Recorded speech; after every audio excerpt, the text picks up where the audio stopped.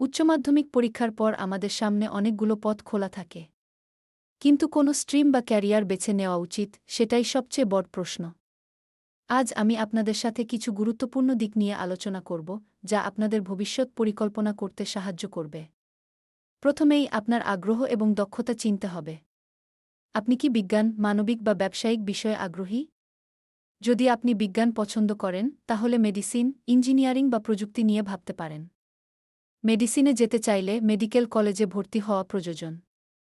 ইঞ্জিনিয়ারিংয়ের ক্ষেত্রে বিভিন্ন শাখা যেমন কম্পিউটার, মেকানিক্যাল বা সিভিল ইঞ্জিনিয়ারিংয়ের মধ্যে বেছে নিতে পারেন। অন্যদিকে যদি মানবিক বিষয়ে আপনার আগ্রহ থাকে, তাহলে সমাজবিজ্ঞান, মনোবিজ্ঞান বা ইতিহাসের দিকে নজর দিতে পারেন। এই ক্ষেত্রগুলোতে ক্যারিয়ার গড়ার জন্য গবেষণা, লেখালেখি বা শিক্ষাদানের মতো সুযোগ রয়েছে। ব্যবসায়িক স্ট্রিমে যেতে চাইলে ব্যবসায় প্রশাসন বা অর্থনীতির দিকে মনোযোগ দিন। এখানে আপনার নেতৃত্বের গুণাবলী এবং ব্যবসায়িক চিন্তাভাবনা কাজে লাগবে। এখন কথা হল, আপনি কোন স্ট্রিমে যাবেন সেটা নির্ভর করে আপনার স্বপ্নের ক্যারিয়ারের উপর। যদি আপনি একজন উদ্যোক্তা হতে চান, তাহলে ব্যবসায়িক শিক্ষা আপনার জন্য সঠিক হবে। আর যদি আপনি গবেষক হতে চান, তাহলে বিজ্ঞান বা মানবিক শাখায় যেতে পারেন। এছাড়া বিভিন্ন পেশার ভবিষ্যৎ সম্ভাবনা নিয়ে ভাবুন। যেমন তথ্যপ্রযুক্তি, স্বাস্থ্যসেবা এবং পরিবেশ বিজ্ঞান এখন খুবই জনপ্রিয়।